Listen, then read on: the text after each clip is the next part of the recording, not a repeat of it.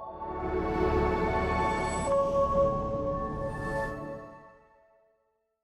everyone. Welcome to Music Makes Sense, the podcast that talks about why music is easy and why life is hard. Today, our guest is a teacher, quickly becoming one of my good friends and one of the best guitarists I've ever seen. You know, he plays Fleetwood Mac the right way. Everyone, Mr.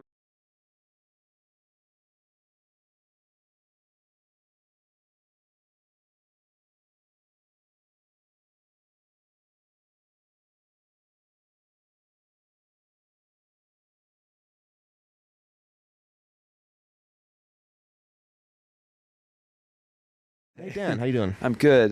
You know, I heard through the Cuckoo's Nest that some musicians are putting together a new album. Yes. Want to tell me about that? Yeah. So I haven't been given any mum is the word. So I'm just going to say that our folks at Brian at the All In Sports Den / the Music Room, which is the place to go for vinyl and instruments. Yeah, it's beautiful. Amanda is a sweet gal. She's an amazing singer. Amazing singer. Joe Rebel is playing all the time. All the time. And so we have, speaking of Joe Rebel and Jeremy and Amanda and all of our wonderful community of musicians that we have, we are working on an album that we are going to release at Christmas time on vinyl. And it is a Christmas album because you always record Christmas albums in July. And so it's very cool. It's going to be a various artists album. I think there's 10 different songs, 10 different artists. And our Andrew Potty is actually engineering and producing this. Right. And I'm just kind of co-producer, facilitator. We are recording at Composite High School where I work during the day. And it looks great. And we've already recorded one band. We recorded Crosswind. Did some work for them. I recorded Jeremy and Amanda Rice, who are doing a Joni Mitchell tune. And we recorded Mr. Dan Talk yesterday. And so this is so much fun. We're sharing a little bit on social media, but yeah, it's going to be for charity. And it's the All In Sports Den / the Music Room. It's Brian's project. He's really excited to get this brotherhood, sisterhood, this universal community of Fort McMurray musicians. We have the best community. There's a closeness here, and we're all just collaborating on this. I was playing guitar on Dan's song yesterday. It was very cool. So Dan, you're a teacher. Yes. What's that like? Man, we need more music teachers. Fort McMurray definitely doesn't draw music teachers, maybe like another community would, but we have some wonderful teachers here. We could use more guitar teachers, I know, because I definitely get a lot of requests, and I try to meet demand where I can. So by day, I have the privilege of working at Composite High School and in the music program there. And then in the evenings, I've got a little studio at Keano College in their Theater and Arts Center. And I teach private lessons, and I've done a lot of other workshops and things over the years. I used to work for Keano back when they had a lot of programming, and directed the community jazz band the last 8 years, I guess. But going back to your question about teaching, I really love it. I love living in this world of music. I love playing it. I love performing, but I love to communicate. Especially with the younger generation, especially the ones that really want to learn, and they're showing up in Nirvana T-shirts and all this. I love that so much, I've been teaching, man, for almost 2 decades. Really? And I didn't think I would just be teaching this much. Yeah, but I am. Thanks for asking. Of course, dude. Let me just say that. Being part of the music community is, it's beautiful. It's unifying. It is, music is a universal language. It connects. It builds bridges, not takes them down. That's the goal. I mean, music is it's a language of peace, I would say. People from all stripes can enjoy the same song, right? And it's also something that you can share. You don't really have anything unless you can give it away, right? So if you have musical, gifts and you've really worked at, honing that craft and just really dialing in, if you've been able to do that, you can pass that on to someone so they can experience that too. There's people hungry. Man, they want it. Like, teach me. I've taught students where it's like you play a riff and they're like, show it to me. They just want to see that riff, you know? Yeah. So there is this deeper layer that's also really rewarding when it comes to being a teacher. It's almost like we get to be participating in like a secret club of community. And I think, you know, as humans, we kind of love having community, and you know, especially in today's, you know, big cultural internet world, climate, you know, like it's, I think, kind of honing in to being the change that you can change. Yeah, absolutely. You know, don't be influence what you can. Don't influence. Yeah. You know, your sphere that you can't. Yes, absolutely. And just really to hit that word community. If the goal is community, and that's every initiative is like, the community, we're doing this for our municipality, whatever. If the goal is the community, that's everybody, or as many as we can, you know, draw. And you know, if the goal is to live at peace with your neighbors, if the goal is to have a really vibrant community, to have, I don't know, just to have a flourishing community, you know, there's certain things you need, of course, you know, safety and security, and, you know, I guess some wealth to, you know, fix water systems. No, but no, you need music. It's almost in a way, it's almost like music needs to exist for everyone to heal and be a part of a deeper thing, but also we need everything else for music to thrive, because in a struggling economy, in a struggling world, music's the first thing to go. It is, and it's such a symbiotic relationship. Yeah, good word choice. It absolutely is, and I think, unfortunately, we do need. We can't just like, oh, I'm an artist, listen to my music. Like, sometimes you can't. Like, I'm sure there were musicians, you know, in Nazi Germany, but, you know, there was that great movie that came out, The Pianist. Have you seen that movie? I Deeply. think so. Is it the one where the pianist, it's him and his travel guy, and they have, I'm thinking of The Green Book. Yeah. So no, but it deals specifically with being a professional musician in Germany, and he is Jewish, and obviously things don't go well, and there's all kinds of scenes where he's in like battered buildings playing piano, and yet he used to be this accomplished. It's just powerful. But anyway, that's besides the point. But no, you do need all those things to have a vibrant music scene and a vibrant art scene. But I think it's also just a mindset. You know, sometimes we get a little egotistical with music, with art. Sometimes we get a little bit narcissistic, and we should kill that as quickly as possible, because that's counterintuitive. We need, like, music and the arts as a whole is a very unifying presence. I think it's subjectively beautiful. And we can break that down further, but like, I think it's objectively beautiful. Music as a whole is objectively beautiful. And I think that, again, if the goal, I mean, this is up, down, left, right, if the goal is to foster community, what are one of the ways that we can do this? And like, man, like music. And I like that you said you referenced something about healing. It's like, it's like medicine, man. There's a deep side to this.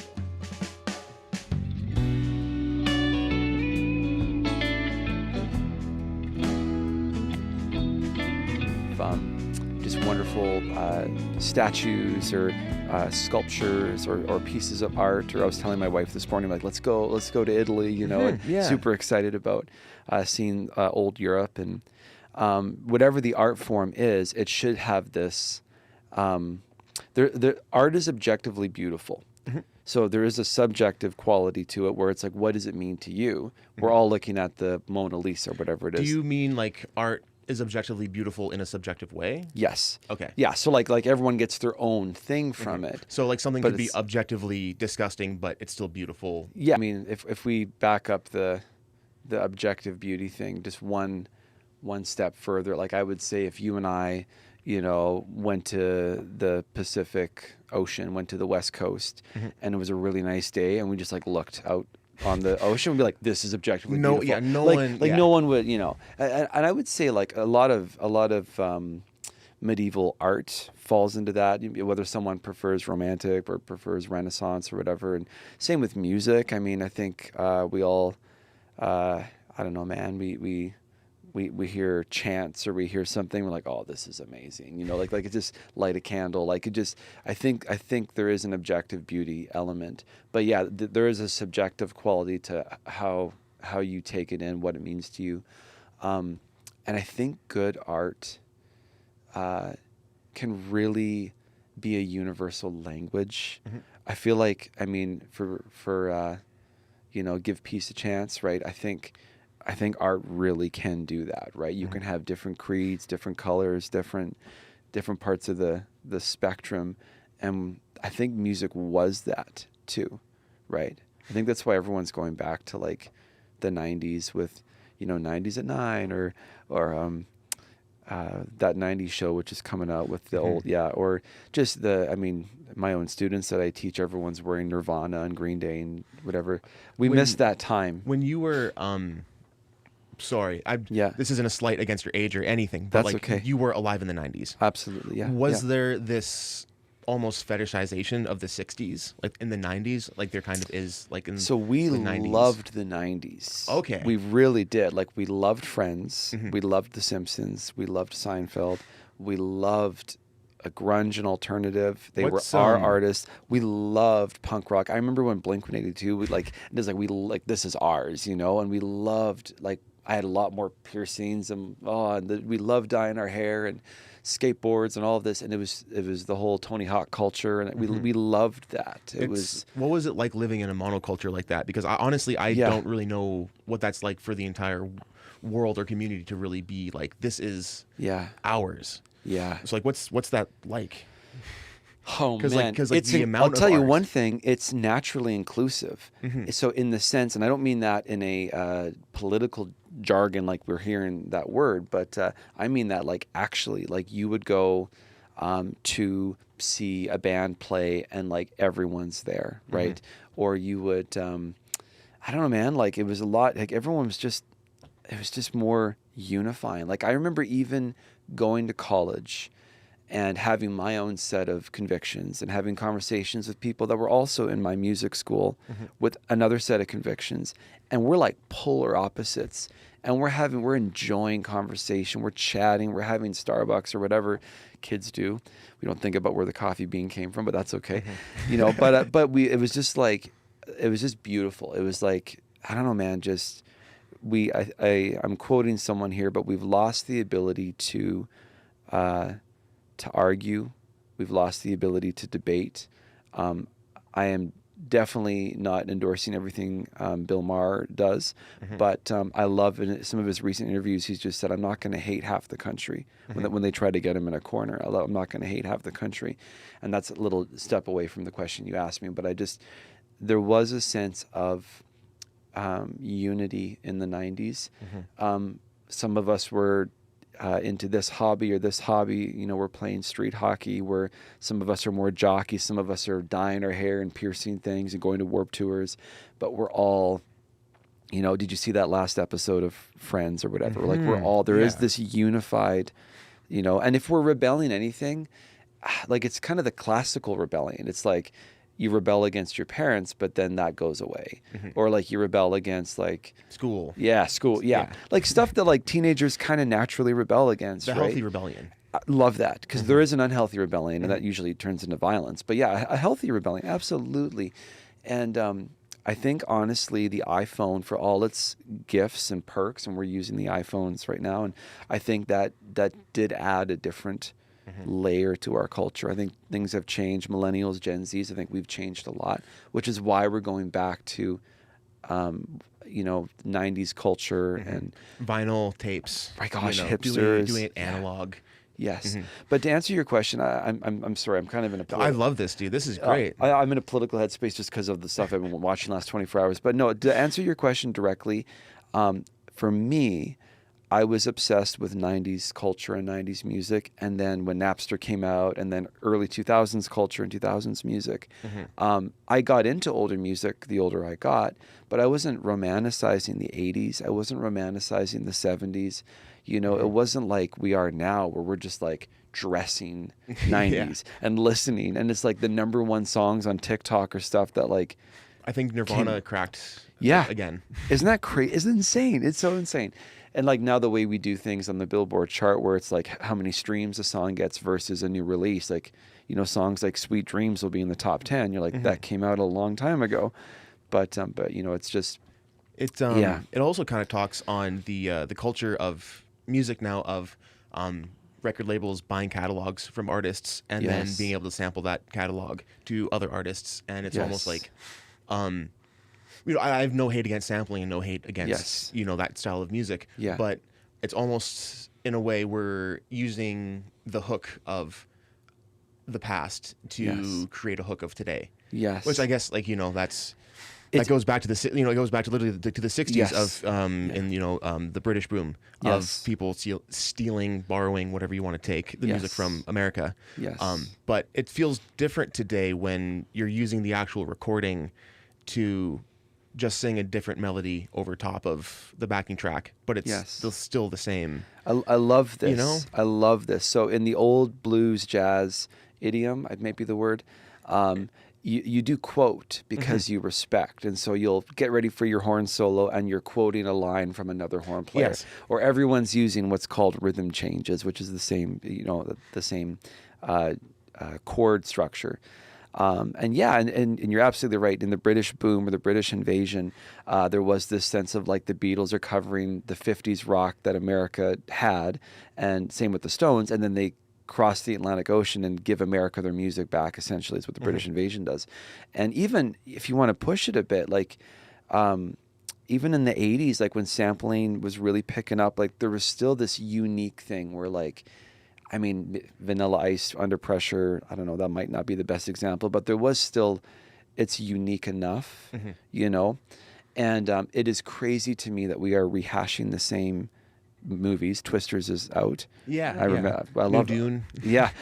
I love Twister, you know, but like all of this, I mean, Top Gun Maverick, I know did really well, but it's just funny. Like we're just recycling. And then even in the music front, it's like, okay, well, I mean, I'm sorry, but Eiffel 65, I'm Blue. That's the song I was... Were you thinking of? That's the song I was kind of, I'm like, really? We're going to not write something new? But they've done this so many times. I mean... And that's why I'm trying to like... Africa, Toto, they've done, I'm trying to like, I'm really trying to build a new perspective of maybe it is more like the 60s of their borrowing. It's an inspiration. It's like, it's a love rather than, you know... dirty monetizing thing. I feel like it's dirty though, and maybe that's a negative view. There are for sure people that are like, let's, you know, remake Lord of the Rings because we love it, which they should never do. Peter Jackson's are great, but I think it is dirty, and I don't trust corporations. I don't trust people with a lot of money, and that's probably because of where I'm coming from. And I feel like an artist might quote something. I remember seeing Taylor Swift in Diary of a Song. New York Times did a bunch of these over COVID, and she was talking about Lover, how she made Lover, the song. And she's like in talking with Jack Antonoff, or what is the guy, the producer. We'll check this. Yeah. Talking, but she's chatting, or he might be part of it, but it's Taylor talking to the New York Times interviewer, and it's all online. And she drops like, you know, we use the viola bass, kind of like, you know, Paul McCartney, right? And they show Paul McCartney with his viola bass, and you know, this is kind of Dylan, and then she does like a Dylan reference. And even I'm jumping ship here, but the New York Times Diary of a Song also did Ed Sheeran's Shape of You, and he's like, I really love No Scrubs TLC, and so when they show the sound wave, and he's like, you know, girl, I know you, whatever the line is. And he's like, we can't actually sing the line. There you go. I won't say the line. That wasn't the line. So anyway, he quotes TLC, the melody, and then he's like, but I'm going to change this note and this note because it's a tribute. He says very explicitly, and they're both great songwriters, Ed and Taylor. Oh, I mean, geez, they're touring the world while we're here in a basement doing a podcast. They're amazing. But so I'm saying all of that because there are for sure people out of a labor of love that will do things honorably, but I think the vast majority of rehashing melodies and songs, I think, is for money and money alone. That's really dark. And against the I don't know, like I'm trying to explore like the morals of what music is and what does dirty mean? Yeah. Because it is all a perspective. Like I'm sure if you talk to Miley Cyrus, Flowers isn't a dirty song. No. It's a tribute. Yeah. But then, if you talk to, someone who's really diehard in the punk scene, they'll be like, dude, don't even talk to me about this music. What is this? Yeah. Gosh, right? This goes back to subjectivity of art. I would say in that scenario, the punk rocker isn't open to looking, at least in my experience, I had a punk band in high school and stuff, it's almost frowned upon to look at anything other than your niche, whatever that niche is. Yeah. And you have other, where I think someone like, if we had Questlove here from The Roots, he would just like talk all day long about every genre. Yeah. And he would like say something really good about, the Clash, but then he would say something really good about Miley Cyrus's Flowers, like, and focus on the beat that's being used or the changes. So I think love, man, I think that helps a lot when there's this like appreciative, I don't know. Do you love music? Like it's like, Yeah. and like, not that's more of a rhetorical question, like, do you love music, or are you kind of using music as a vehicle to do a different and that's message? what makes it dirty. There you go. That's probably a very base, like, what's the motive behind the music? To sing appreciation of Duke Ellington, like Stevie Wonder did, Yes, or is yes. it to rehash and make a couple $1,000,000? Absolutely. Gosh, and I feel like as far as a lot of whatever, a lot of the man, whoever the man is, right? But I do feel that way. And you know what? I think we just get jaded. I mean, I feel like if this podcast goes viral, but I just think of a lot of pop stars, and I'm not going to name names, but I just think of a lot of pop stars that maybe started out caring more about what they were singing and writing about, and then they got very popular, and then they think they're deities or something, and then that like collective narcissism just creeps in, and all of a sudden it's like, worship me, I have this many hits, and like all of a sudden it's a vain thing to put out music, and they're trying to like get the biggest songs in the clubs and stuff like that. Me and Wyatt talked about that. Sorry, and, and we talked about kind of how I love Wyatt. The more like it's exactly the situation you described of the more you pursue the thing and the more people you get along to agree with you, the harder it is to be honest with yourself, and the harder it is to really stay true to why you're doing this thing because you love it. Yeah. And the next thing you know, you're doing it because you have obligations. You're doing it because you have to stay in maintenance zone. That's what he said. I like that a lot, maintenance zone. Yeah. You're practicing 8 hours a day, not because you love practicing, but because if I lose this ability, then for some reason I'm less of a person. Yeah. And that doesn't really seem. That's not unlike probably how some athletes might feel, right? Like they get into it maybe out of love of the sport, or they just have a knack for it, a natural gifting for it, and then they work at their craft, and they get to an elite level. Pick your guy, Jordan, Woods, whoever, McDavid, pick your sport. And there probably is a sense of like, I've got to maintain this level for sure. And there's other factors. But I'm going to quote myself again from last podcast, but Jerry Seinfeld, he said that doing the show was almost like a weather pattern, where it was a slow start and it slowly bubbled, slowly got more and more intense until there was this big cyclone. Yeah. And he thought that if he wants to be smart about it, he has to get rid of the cyclone, jump ship before the cyclone disappears, before it bubbles back down, because of exactly that, of the fear of, what if I can't maintain this, and what if I do drop? What does that mean for me? Because, it's almost like the nature of the industries and is like, once you do rise above to this thing, naturally you're going to be looked at as some kind of deity, and what's cycling back to the negative thing that we love to digest, negative content of what's better than a hero, seeing a hero fall, seeing someone not be able to live up to the expectation. Is that not Greek mythology or what? Yeah. Yeah. I love that you brought up Seinfeld. I mean, he is one of the smartest comics. I mean, he is obviously unbelievable. His Comedians in Cars Getting Coffee was like the best thing on Netflix. But it was a podcast that wasn't a podcast. It was amazing. Yeah. Just how he writes and how he thinks and everything. Yeah, and I think I've heard him say something along those lines where just the show got so big he had to just like, this is it. We're going to end right here. You know, We can't top this. We can't top this. Yeah, absolutely.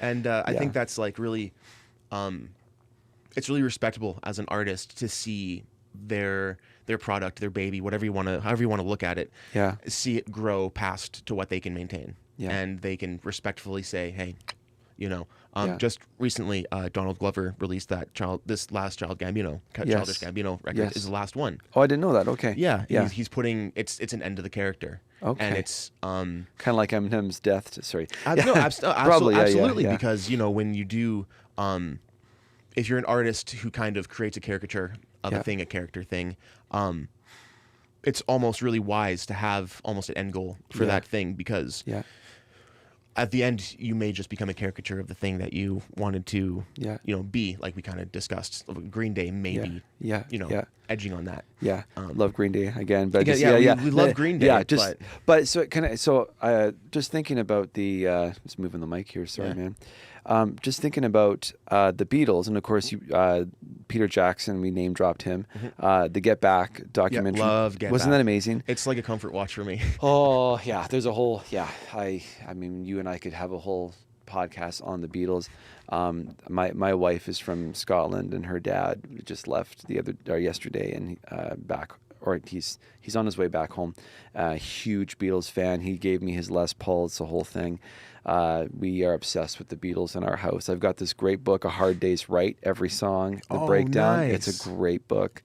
That's probably why you're such a great musician. I heard Joe Walsh say, if you want to become really good at music, learn every Beatles song. It's amazing. Yeah. No, I actually wrote I want to call it a thesis, but it wasn't that big of a deal. But I did write a really good paper in school on Bob Dylan's influence on the Beatles lyrics. Ooh. Right around the Help album. And all of a sudden, you know, McCartney comes out with Yesterday, and Lennon comes out with You Gotta Hide Your Love Away, and you're seeing this very like retrospective way of thinking and the stripped down. That's a whole side note. But in the Get Back documentary, you're kind of seeing, you know, a lot of myths break down. We all thought Yoko broke up the band. Yeah. That seemed to die pretty quickly. We all thought, you know, Lennon was the hero, McCartney was the antagonist. That kind of broke it as well. Like that changed a lot of perspectives. We thought, they all hated each other. And even when there was friction with George, there was this sense of like, we got to go talk to George. Yeah, we can't just let this. Yeah. We can't just let this. There's no animosity. Give him a chance to write some songs. Yeah.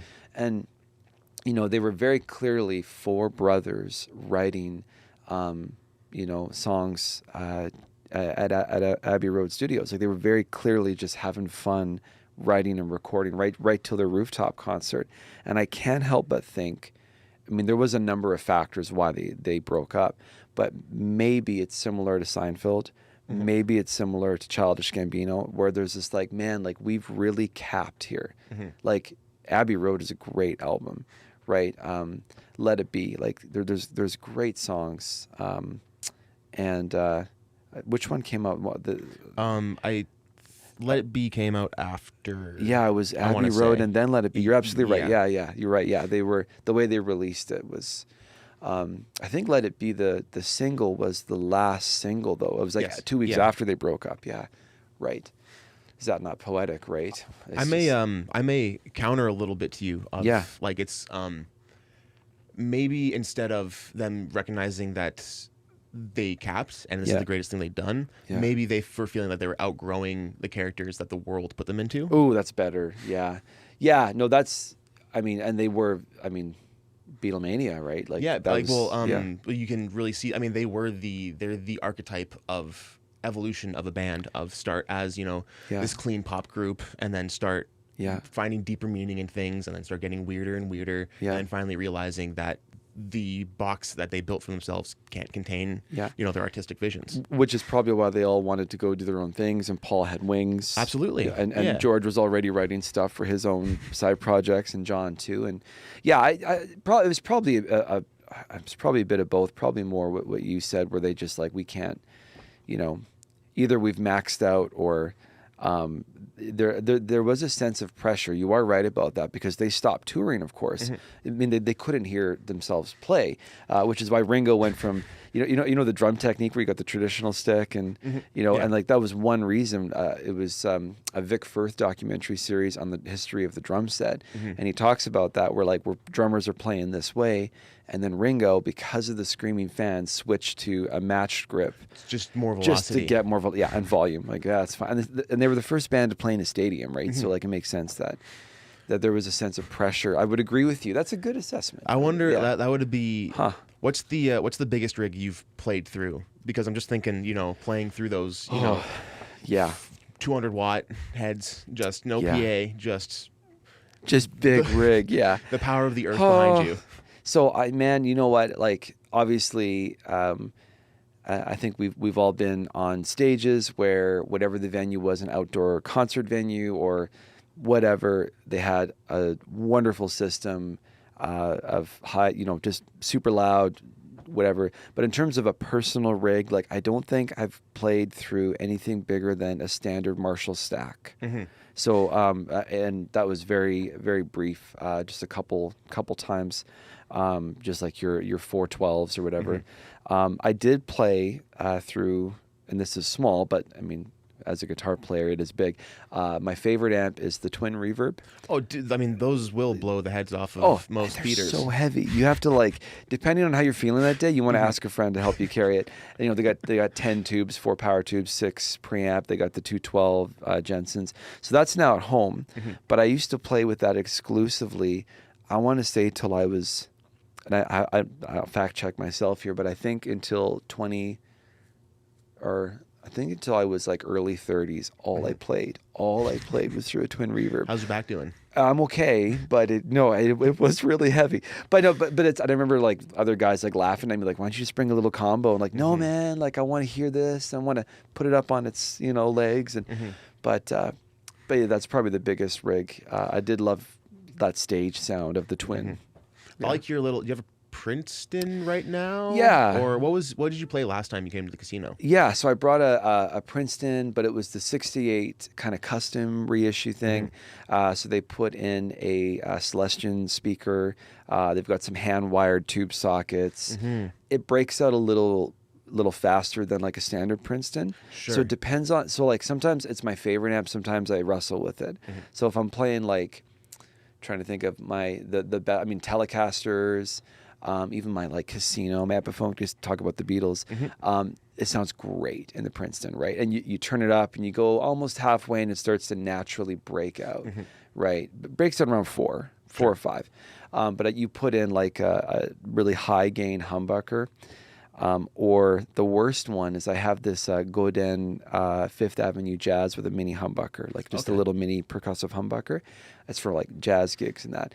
And it's such low volume that I have to crank the amp. And because I have to do that, You're driving it. It's just distortion. It's just like, I remember playing the Buffies last year with a jazz group and I had to turn it up and I'm like, I guess we're playing, fuzz through like this is not what Wes Montgomery would have done, but it did sound good sometimes, but no, it does break out rather quickly. It's a great. I love Princeton's. Joe Bonamassa, it's almost exclusive Gibson humbucker through Tweed Fender. Yeah. So it's when you just mentioned like put a humbucker through that, it breaks up a lot more and it's like a thing. And the taste of like he lives for that. Yeah. But maybe someone like you, it's like I kind of because the Twin Reverb for so long, that was the sound that I just loved, and so it's a clean canvas. You crank that, it is so clean, and so you really have control over your pedals. And so like sometimes it sounds great. Like don't get me wrong, you put a Les Paul, totally, but. Sometimes I want it to be loud and clean. Yes. And that's just because of, I think. But you know what? I mean, it's funny you say that. Like all I've ever owned, and I have to really think about this, I've borrowed, I've rented, other people have rented, backline. But in terms of ownership, I think all I've owned since I was 18 years old have been Fender amps. I mean. Which is, and it's funny because I actually didn't buy a Fender, or I didn't get a Fender anything, a Strat or a Tele until I want to say late 20s. All I played was Les Pauls. There's reasons for that. But I had an Epiphone Les Paul, Korean, Sunburst, gold hardware, black. Nice. And that was my like custom Epiphone, whatever. That was my punk rock, high school, college guitar. And then I actually got married quite young, and so I was in college, and my father-in-law gave me his Les Paul, which is a 97 ebony and ivory, heavy. Do you still have it? Oh yeah. It is really wonderful. That's becoming a piece. It is a piece. Yeah, it's like borderline vintage, the way I think about it, and it is absolutely gnarly. And the '90s were funny because they had the 490, 498 pickups. I think that's what they were called, 490, 498, and they were hit or miss in the '90s. And the Burstbucker Pro was like supposed to clean things up, and the 57 Classic was this is what you want, but the 490, 498 was like. But I got some good ones. It's on the record that Gibson was doing a lot of experimenting in the 80s and 90s, and they were trying to find their pocket They almost again. went bankrupt, right? It was like 1986 or 89 or something. I honestly don't know. Yeah, no, they almost went bankrupt. And so what happened, one of the things that happened was they really took their Epiphone line seriously, and that's when Zach Wilde and Chet Atkins, and then later on Oasis, how do you say his last name? Gallagher? Yeah. Gallagher, yeah. Then they started to endorse Epiphone, and that's when they really had a vibrant 90s. So That's really interesting. check that for sure, because it was either 86 or 89. Gibson almost went bankrupt. I just know that's they weren't doing good. Yeah. Because even you don't really see in the vintage market, you don't really see an 85 Les Paul custom. It's no one really wants to buy that. No one wants it, yeah. But this is my 67 Sunburst. It's I'll drop 2 houses for this. Yeah, absolutely, yeah. I call them dentist guitars. They are dentist guitars, yes. Oh man, I remember working at a music store and being a fresh out of music school student and trying to make a living and young family, and guys would come in and pay cash for guitars, and you're just like, they didn't say this, but they could have said, oh yeah, I want to take lessons one day, and they're buying this, It's like, wow, that's a really nice guitar. But I want to jump back to the 80s thing. I think part of that was, and you would agree, the 80s was full of drum machines and synthesizers and different experimentation. I mean, rock and roll was already a big thing for 20 years. Yeah. Time for something else. And when there was a guitar, it was like a Kramer, or it was Prince, which is 100%. Yeah. And same with, I think of Jackson had a decent 80s as well, that company. And yeah, just anything with a Floyd, right? Which Gibson didn't have. That was their, but it's almost like it was 70s kind of like Steely Dan kind of rock, and then Van Halen came out, and then it was okay, no, hard rock again. Yeah, we're time to go kick again. I wish I had a jazz teacher at McEwen. That's where I went for jazz school. I had a jazz teacher who told us about the day he heard Van Halen. And it was I wish I could remember it exactly, but it was essentially kind of like the first time you hear rock and roll, these stories of Elvis is on the radio and you're like, what is this new sound, right?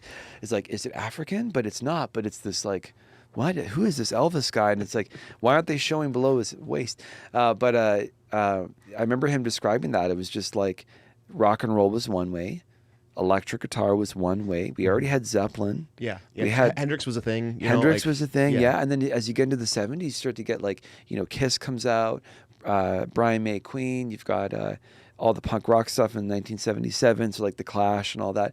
But all of a sudden, this sound and the tapping. I remember Van Halen used to turn and not show. I've heard stories of that. Yeah, like play clubs and kind of hide, and these dive bombs and what is this? And I remember this jazz teacher telling us no one knew. It was just, and everyone just puts in 84, and it's what is this? It's just. There's that scene in Back to the Future.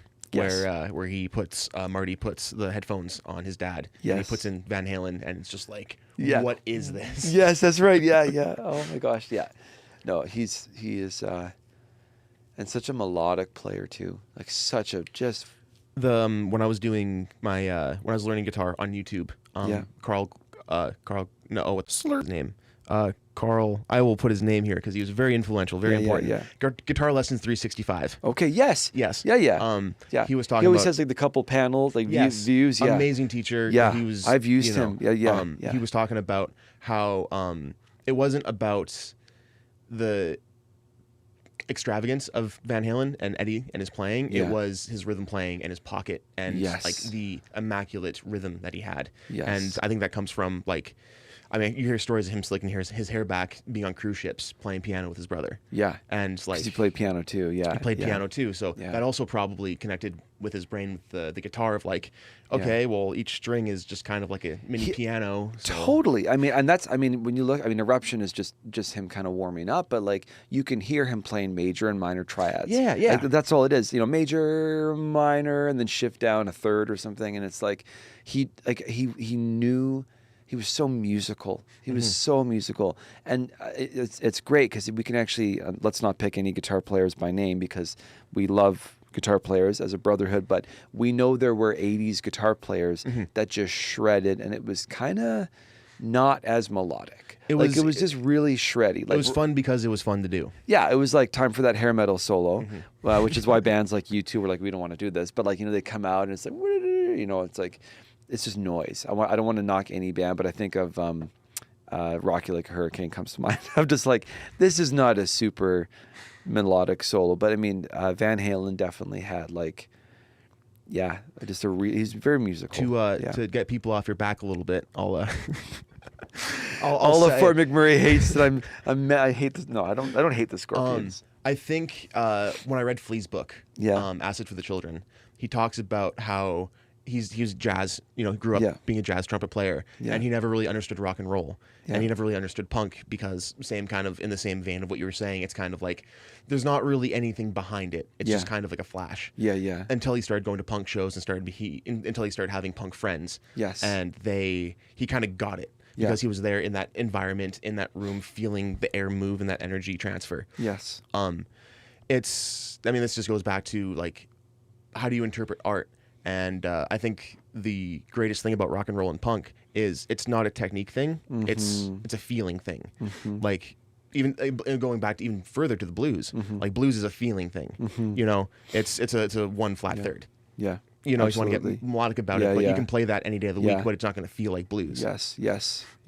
And of course, with blues, the bending was to mimic vocal stylings from like African American vocalists, right? And B.B. King was so good at that, right? Singing and then playing whatever he's saying, right? Like, and maybe that's like what distinguishes this African versus Western European ideology of music, of the purity of, you know, brass instruments and the purity of the major scale and, you know, that stuff, and not being perfectly, you know, a 440 tuning, everyone being in perfect harmony, to the, you know, the more realistic, down to earth side of the blues.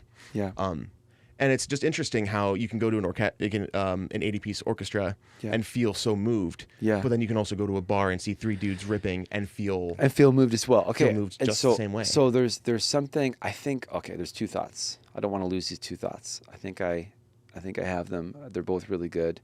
I think the first thing is that there is a human element, a deeply human element to both that 80-piece orchestra, or however big it was, you said, and this punk band. And so the punk band, maybe it's like aggression, joy, passion, all these wonderful senses, what it means to be alive, right? It's just amazing. And it's connecting with us. Maybe it's lyrics, maybe it's the shouting. Dylan was not a good singer, but man, was he a good writer. And like sometimes he would play the harmonica after singing a line like "It's all right, Mom, only bleeding" in that song, and you're just like cut to the heart, right?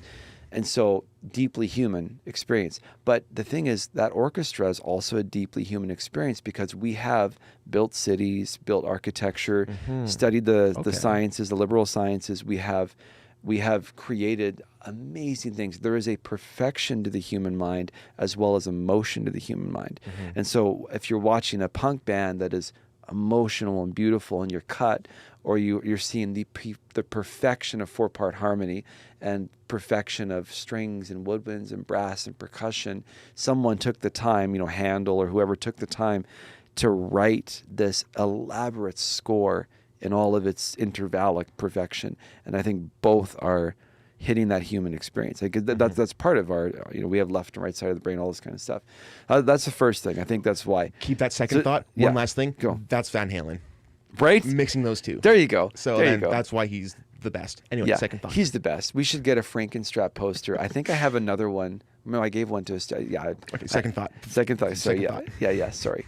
That was the primary. The second one is a technical thought, and this is only because you mentioned some theory terms here, and I don't want to go too theory for the camera, but I will. Yeah, that's okay. Well, if you, I'll follow you. But my thought is, the blues doesn't happen without Western formation, and on the contrary. If all we had was the Western classical tradition, we wouldn't have any rock and roll, obviously. You have to have this merge of African American, Afro-Cuban, all of this, rhythmic syncopation, bending notes up a quarter step or whatever. You need to have vocal stylings and a backbeat, but you need the Western formation of how you establish intervals, chords or harmony, pitch, and all of this. And so a way that I would illustrate this is I would take a jazz song that everyone knows, like Fly Me to the Moon, and I would put it up and say, okay, here is a Western, here is a jazz tune that has been put together using Western formula. So we're talking about chords that go 3, 6, 2, 5, 1. Written out on a staff. Totally on a staff. The melody is beautiful. Everything is ascending and descending, and you have an A, B, A. It's a 32-bar form. It is, in every sense, it is a Western classical song, which is why you have these older singers, singing it quite not straight, but like singing it quite simply. And then you have a guy come in and play it on the guitar or a horn, and he's able to then embellish and improvise and dance around the chord changes, the structure that's there. So if we pictured this real book chart as like a grid, moon, da da da da da da da. Is this is Fly Me to the Moon? Oh, good question. It might be. Is it royalty free? It might not be, or it might be. I don't know. I feel like it is. I feel like some of these old ones. I feel like it might be in the public domain. Yeah. If it's not, then we have to cut this one. But I still, for the conversation, please continue. Yeah. Okay. So, there you go. Right. I shouldn't have sang that. But to wrap it up, I think that if this is the melody, and this is the harmony, and this is the structure, the improvisationalist can come and use these arpeggios, use these modes, use these approach notes or whatever, and improvise his own art over top of that structure. So you need the structure to have the art. You can't build a house without a foundation. So I think, so I think Western music gives us formation, and then then it helps us explore. I'm learning how to play harmonica. Oh, that's cool. And when you said you need the formula, like it doesn't exist without that structure. Yeah. I just had a thought of zooming back to the 20s when some dude just picked up a saxophone, and just started playing saxophone because it's in a it's not a polyphonic. Saxophones, they're not polyphonic. They're only, they don't play. It's only in one key. That's what I mean. Yes. Yeah. Well, So- Sorry. So you can only play one key in standard saxophones, or definitely in the old days. Okay. Yeah. I'll yeah. So go okay, well we'll bring to harmonica because I know harmonica. Harmonica absolutely they're only yes. in one key, Yes. right? Unless you get a 12 tone, but whatever. Yeah. So when you only have 10 notes, Yeah. 20 notes, blow and pull, it's up to your interpretation of how to play those notes. Yes. To do that, and without the structure of those 12 notes, you're never going to be able to have that kind of a thing. Totally. And I think that's kind of. You can use that platform as a jumping point, like you said, to start dancing around that. I became a better singer when I started playing harmonica because I started understanding the relationship between the intervals a lot more because I had a structure to go off. In the same way, a drummer can become a good guitar player because they're already establishing rhythm Absolutely. and percussion. Yes. Absolutely. Yes. Yeah, and I would absolutely just agree with that. I think It's not unlike someone saying, here's a blank canvas. And you're like, great, now I can be artistic. Like, wait a minute. But you what? need paint. You need a palette of colors, established colors. Here are the primary colors. Here's red, green, and blue, all this. And what brush are you going to use? What technique? And so you do need foundation to be creative. And so that's kind of the thesis was, I really, really believe that you wouldn't have the blues and the jazz and the New Orleans and all of this and eventually rock and roll unless you had Western music as a formation, because that doesn't just kind of poof come out of nowhere. There's everything must have a beginning. Everything must have a starting point, right? And I know for myself that if I'm going to solo over a jazz tune that will not be named.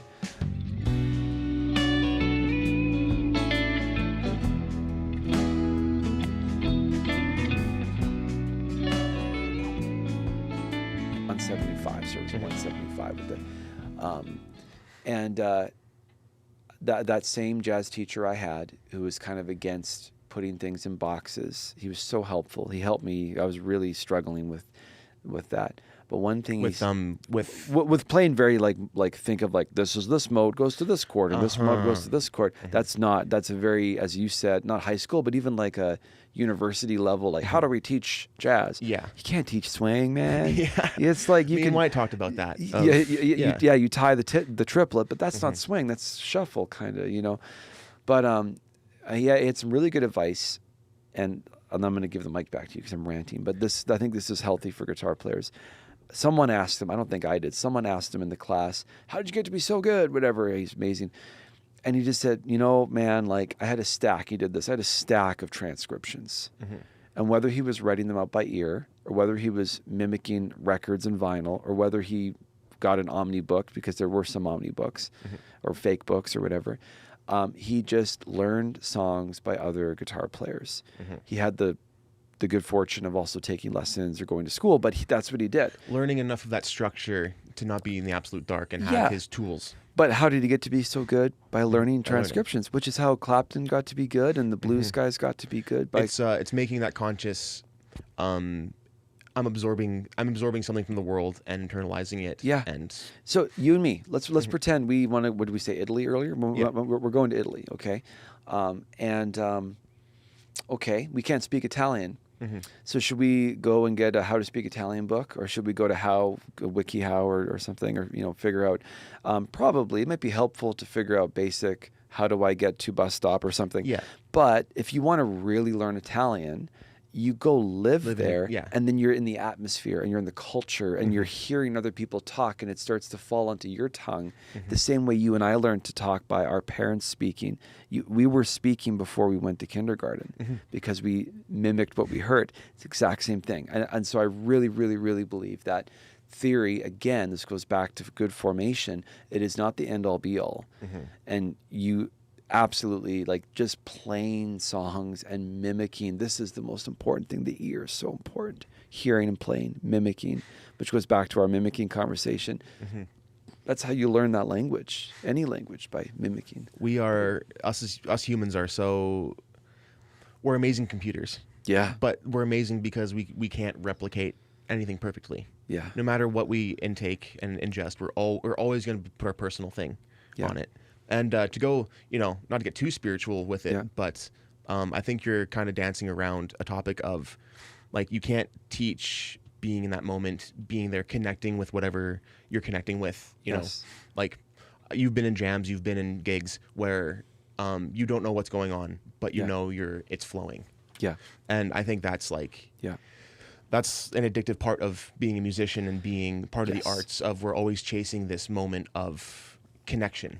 Yeah, and you can't describe it. You can't write it on. You can't tie a third. You can't tie a quarter note. That was John Coltrane's "Love Supreme." He found God. That was his thing, right? And he wrote his own psalm in his book, "Love Supreme," and he had just played and played and played and played, and he found this like utopia in his music where he just and it's a crazy album, and I love jazz, and it's pretty heavy stuff. Like, I'm like, man, this is like if this is bebop, this is Love Supreme. That's my opinion, but it's pretty good.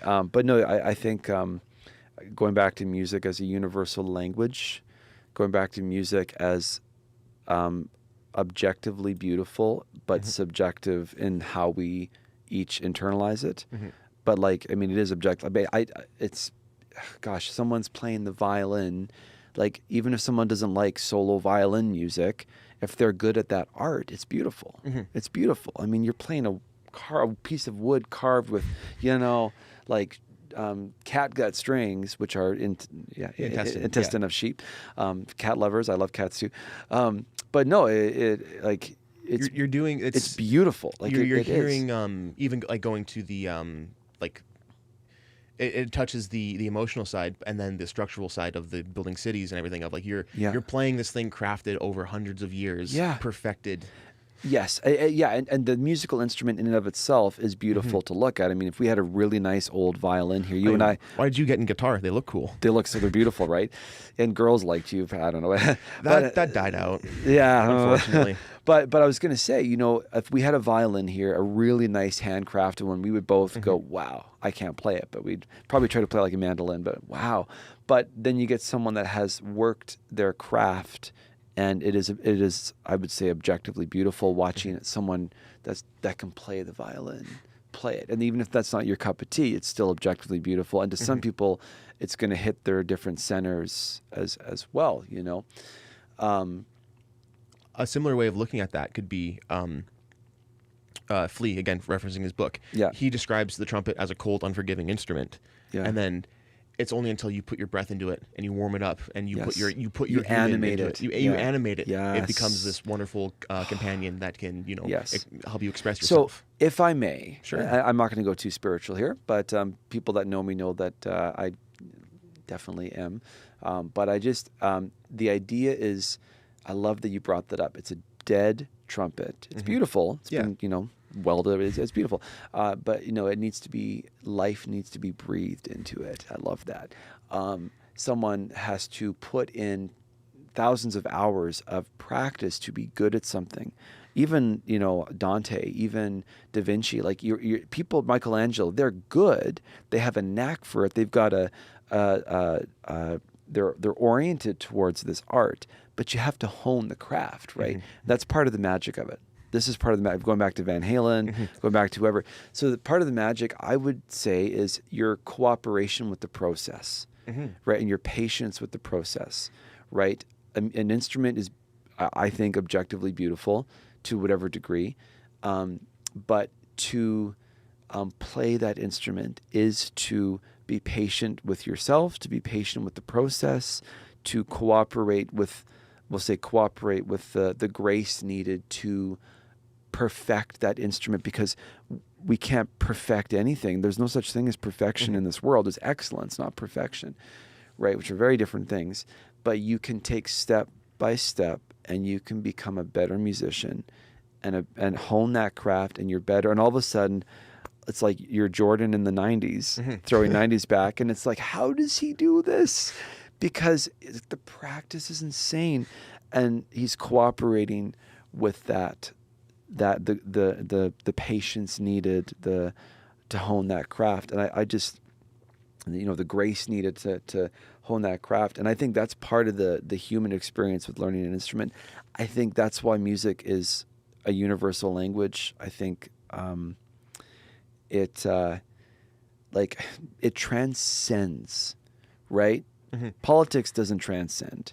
Art transcends, right? Yeah. If you and I spoke a different language, like if all I spoke was Scandinavian. Sure. Yeah. Actually, my mom is in Norway. That's funny. We were Scandinavian. Yeah, and all you spoke was, I don't know, Argentinian. Finnish. Sure. Well, that's Scandinavian too. But if you're from somewhere in the East and I'm from somewhere in South America, and we have no way of communicating with each other, we strum a guitar and we pass it and we strum it. It's just this other language, right? It's so beautiful.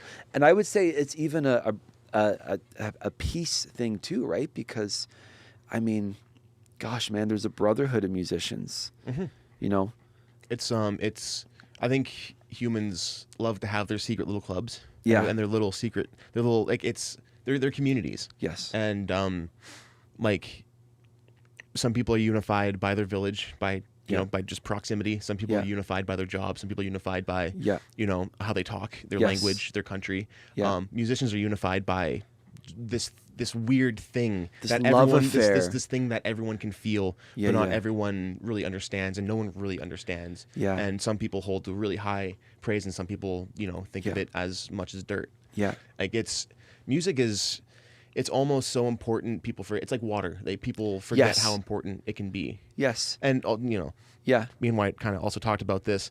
Not to get our heads too big. We're not doctors. No.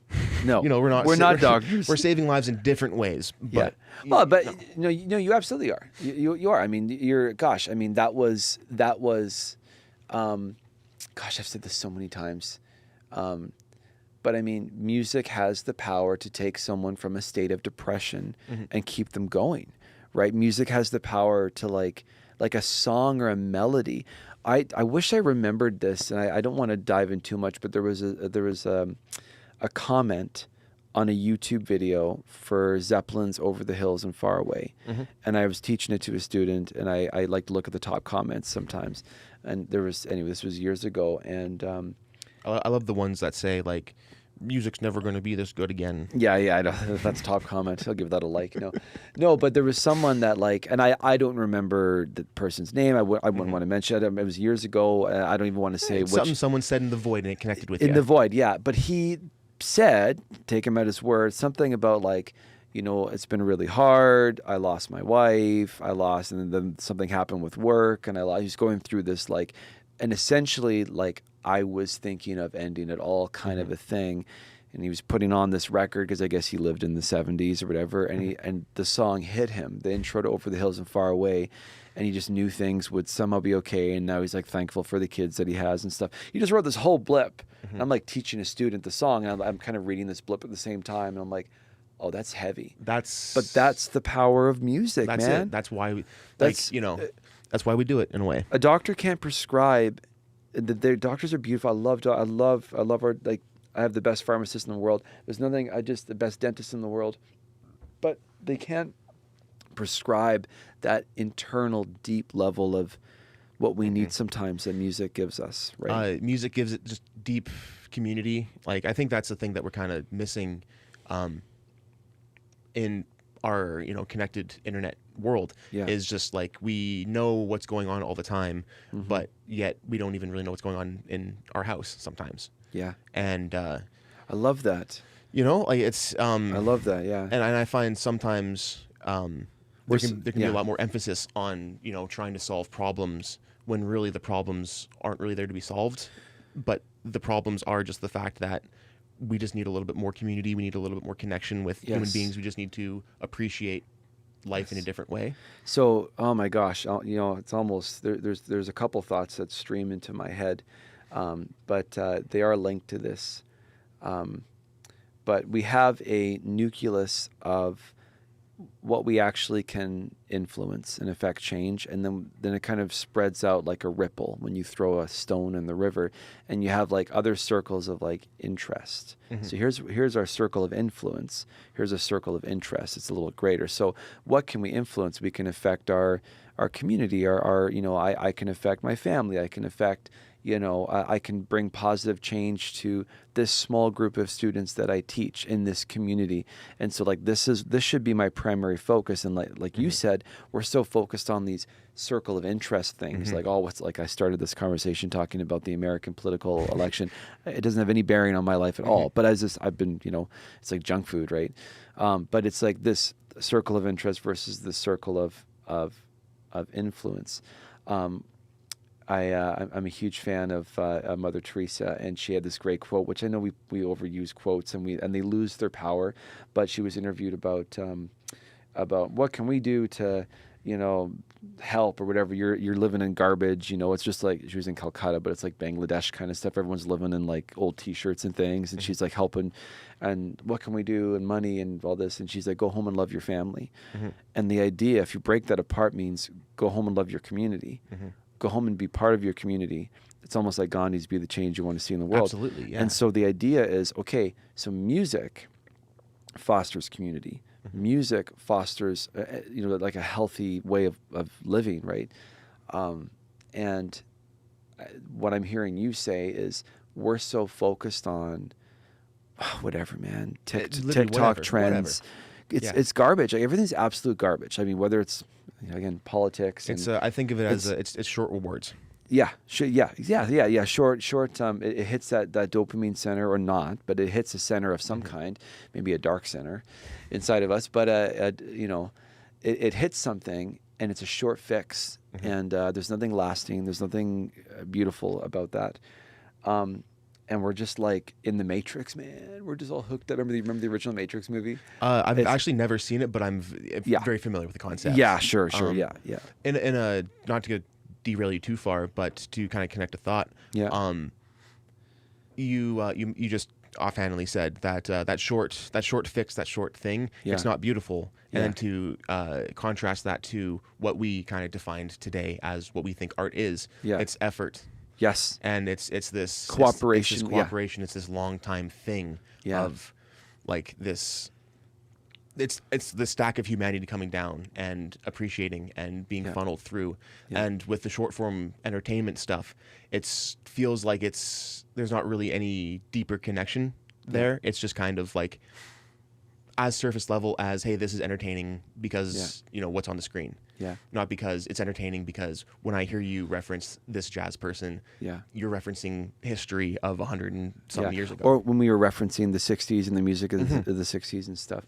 And you're absolutely right. I mean, we could talk about like the fast food culture, and I mean that in a metaphorical sense. We could talk about the I want results now culture, the microwave culture, anything that's hard is not worth doing. Everything's so lazy. Everything's so, now you can press a button and it does it for you. And, cars will even drive you and all this kind of stuff. Just trust the robots. I've seen too many science fiction movies. No. We are very, and this is just, it's not we, I mean, we is myself included, but as a culture, we are very easily distracted. And we are easily, I'm going to say deceived. And I know that's like, why is he saying such a negative word? But I think the minute we focus on things that are not in our jurisdiction, the minute we lose a conversation with someone because I'm checking my phone, we're losing human contact in this short life versus some crap that's not, like I care about something so much that I only heard about yesterday, right? Like it's like there's no life to that. I think, just as a culture, there is this sense. Going back to JFK, that was, I think you mentioned JFK at the very beginning. He had that great quote about, we go to the moon. Why do we go to the moon? Why does Rice play Texas? This whole thing. And he's like, we go to the moon not because it's easy, but because it's hard. And I think that's true with music too. Why do you take up an instrument? It's not easy. I taught a lot of kids and they drop out if they don't want it, but some of them, they keep... wide. I mean, he's put in so many hours, but we do it because we love it and we want to get better at it. And we do it not because it's easy, but because it's hard. And we play till our fingers bleed, to quote Bryan Adams, and it's, I think, man, anything that's worth doing has some kind of deeper reward. I don't know. It's long-term money, not short-term money. Yes. Yeah.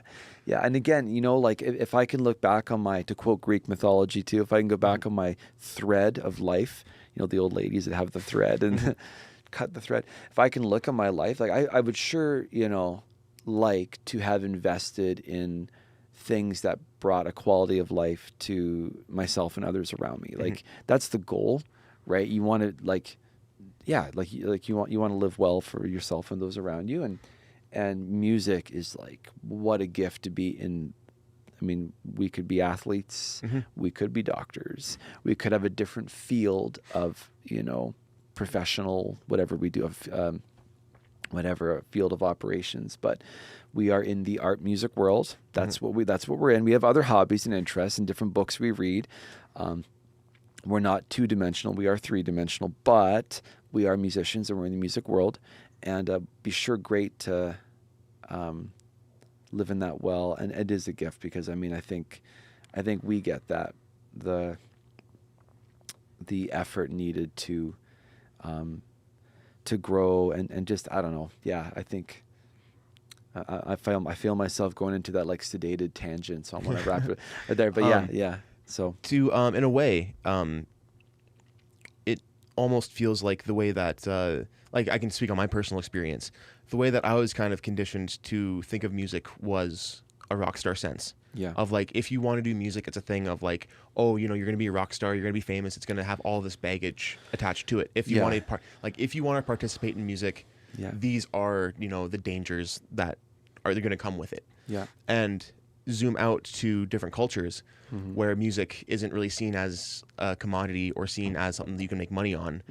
And you almost see a greater sense of joy and happiness on an individual basis with those people. Yes. Because they just love music, and there's none of this baggage attached to it of like, being a musician, this want of like, wants to do, be this deity or be bigger. And that was so new, right? Like really Elvis was one of the first guys. I mean, you could make a case for Sinatra and other movie stars maybe, No, but Elvis was the first. But you're right. Like, I mean, we can pick our culture. We live in a community with a lot of immigrants from the Philippines, and I mean, I would say as a whole, my experience with people from the Philippines is that they love music and they just love it, and they sing it and they play it, and they have like whenever they're doing parties or get-togethers or whatever the thing is, they just love it. There isn't this like I need to be the next. Or like we could pick a... Even I have a lot of my family's from Newfoundland. Okay, you're a Newfie. Yeah, big time. So, my grandparents tell me the rite of passage was, when you get together on the weekend, there's always gonna be 4 or 5 people in the corner just playing music. Yeah, and that's just how it is. I've heard that too. I'm from Saskatchewan, but I have heard that too with the East Coast, and that's how like kitchen parties and things. Yes, they're legendary, right? Absolutely, and like you said, it's just a joy of music. We had hoedowns. Sorry. Yes. Same thing though. Absolutely. Yeah, but it's people getting in a room and just doing it to do it. Just playing music. Not being like, oh, but am I going to get my $200 after this? Well, and that's kind of how blues, I would even say, really picked up, and jazz. It was for the sake of the music, right? And it was for the sake of art, right? It's great if you can make some kind of living, and obviously you can teach the craft if you're a good teacher, but not everyone can teach a craft. Well, to quote Jack Black in School of Rock, those who can't do, teach. Those who can't teach Jim. Yeah. Which, honestly is a little bit of a put-down statement. Yeah. Because, I think it takes away from the teaching aspect of it, because I know so many great performers who are not the best teachers. Like I've taken some master classes online of like my favorite guitarists, and then 20 minutes in I realized like, oh, they're not a good teacher. It's kind of like Miles Davis of like he doesn't know why it works, he just knows it works. No, you're right. There are those that teach and those that play, and sometimes those that teach play. I mean, Joe Satriani has a whole list of but Dan Gillies. Well, I do. Yeah, I love teaching too. I really do. And there's some like I had some wonderful teachers in my schooling, but you're absolutely right too. I mean, like there's guys that I look up to musically, and then I'll watch like a video, and it's like, man, you could have communicated that so much better. And being a teacher, I'm sure like it can be sometimes cringy, because you're like, so dude, it can be so easy to just break it down. Yeah. But I guess that's the gift. Yeah, to be able to break it down.